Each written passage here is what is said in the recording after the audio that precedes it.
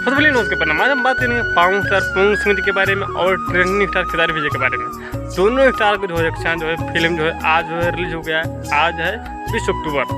अब यहाँ पर देखने वाली बात है कि आज जो है इसका जो है कितना जो है रिस्पॉन्स मिल जाता है। कहीं ना कहीं जितने भी जो है दर्शक देखने गए होंगे तो यूट्यूबर भाई लोग जो है देखने भी गए होंगे, तो कहीं ना कहीं जो है देख को जो है ऑडियंस को कहीं रिव्यू लेंगे, उसके बाद जो है ऑटोमेटिक जो है पता तो चल ही जाएगा किसका फिल्म जो है कितना कमाई कर सकता है। अब आगे जो है अभी तो मेन प्रक्रिया बाकी है। आप लोगों के लिए मेन प्रक्रिया क्या बाकी है भैया जी?